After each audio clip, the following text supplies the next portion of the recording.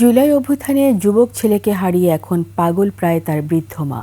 আর একমাত্র উপার্জনকারী স্বামীকে হারানোর পর শিশু ছেলে মেয়েকে নিয়ে কষ্টে দিন পার করছেন সন্ধ্যা বেগম। জুলাই অভ্যুত্থানে সাভারে ফারুক আর ঢাকার নর্দা এলাকায় শহীদ হন আবুজর। ঈদ দরজায় করা নাড়লেও জামালপুরে তাদের পরিবারে নেই আনন্দ। জামালপুর থেকে রাজু আহমেদ ফুয়াদের তথ্য ছবিতে ডেস্ক রিপোর্ট। টকবগে এক যুবক আবুজরের কথা বলতেই এভাবেই কেঁদে ওঠেন তার মা। জামালপুরের মেলান্দহ উপজেলার নয়ানগর এলাকা। যুবক ছেলেকে হারিয়ে তার মা এখন পাগল প্রায়।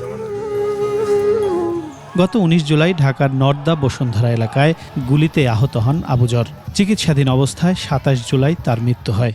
ধার দেনা করে চালাতে হয়েছে তার চিকিৎসা। পাননি জুলাই ফাউন্ডেশনের এককালীন কোনো সহায়তা। আমার 2 সন্তান বাড়িতে বসে রয়েছে, কোনো কাজ বাস নাই, কোনো চাকরি নাই।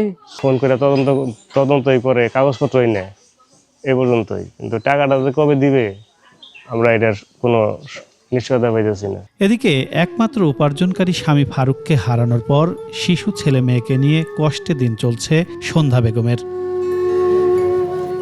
জামালপুর সদর উপজেলার শরীফপুর ইউনিয়নের প্রত্যন্ত ড্যাঙ্গারঘর গ্রামের বাসিন্দা ফারুক পরিবারের ভাগ্য ফেরাতে ঢাকার সাভার এলাকায় মুরগির দোকানে চাকরি নেন। অভ্যুত্থানের সময় গত ২০ জুলাই গুলিতে তার মৃত্যু হয়। অনুদান পাইছি, কোন রকম করে আমি সংসারটা এই পর্যন্ত নিয়ে আসছি। সামনে ইতিমধ্যে আমি বাচ্চার জন্য মার্কেট করতে পারি নাই। বাবাকে হারিয়ে চিন্তিত ফারুকের 2 শিশু সন্তান। আমার আব্বা সব থেকে বেশি আমাকে আদর করতো।